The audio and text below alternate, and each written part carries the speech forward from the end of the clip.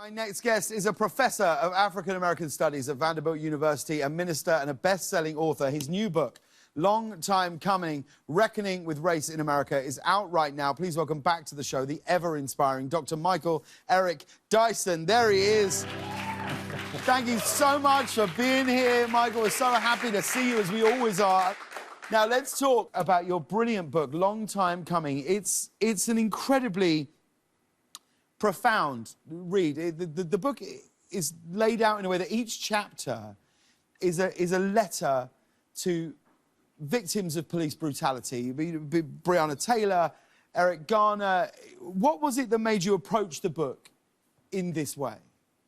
Well, you know, I didn't want to write about them and to further exploit them for book sales or to objectify them. I wanted to write to them. I wanted to commune with them. You know how when you go to the gravesite of a loved one who's passed on and you want to meditate out loud about your future, think about the world as it exists. And I wanted to present the case of their death to them, and in talking to them to remind us as citizens that these people have paid the ultimate price as martyrs for a cause that they didn't choose. You know, usually we think of martyrs as people who deliberately court death in deference to higher principles to serve a greater end.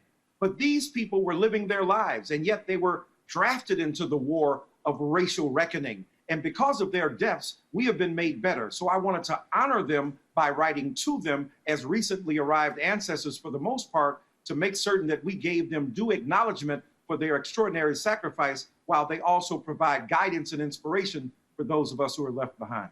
I mean, the first time you were on the show was back in the summer. It was the Monday after the video of George Floyd's murder had been shared, and of course at that point and the subsequent weeks after, everybody's awareness, social media feeds were filled. The news was filled with Black Lives Matter. How does that momentum keep going and that momentum keep pushing forward and not just become something that happened over there, you know?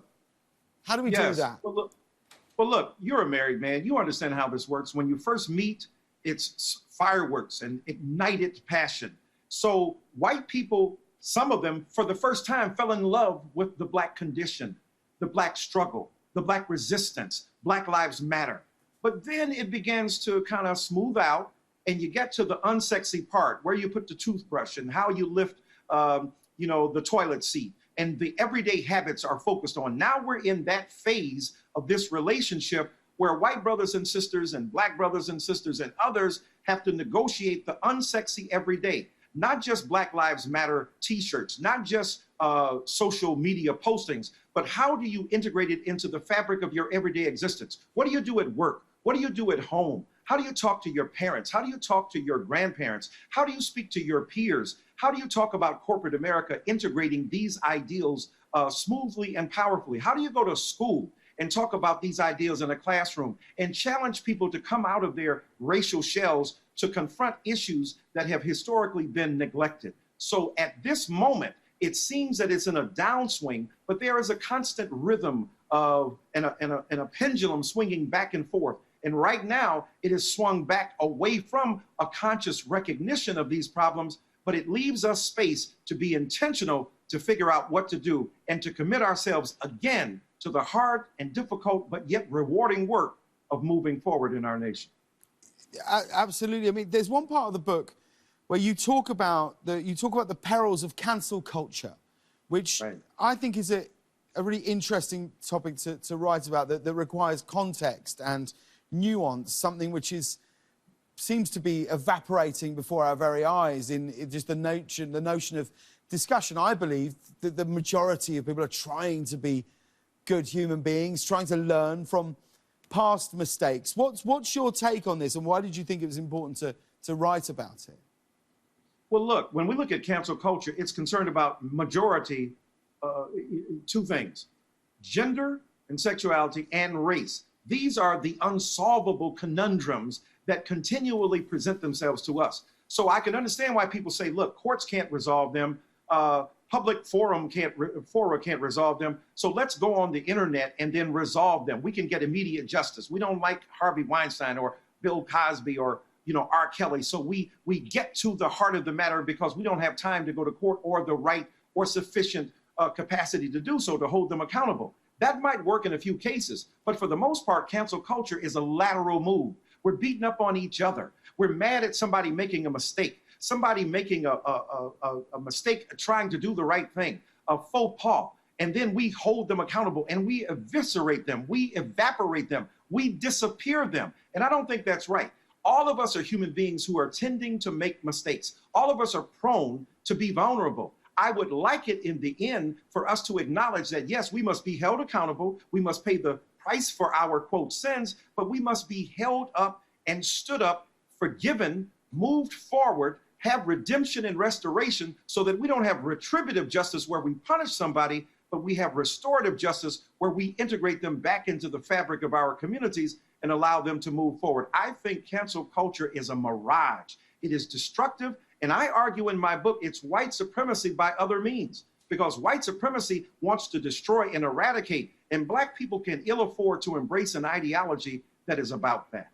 Because I think that's, because here's the thing, I feel like with the sort of spate of cancel culture and all those things, I feel like any conversation I have with any friend, any person I speak to, feels exactly the same as you do and feels exactly the same as I do.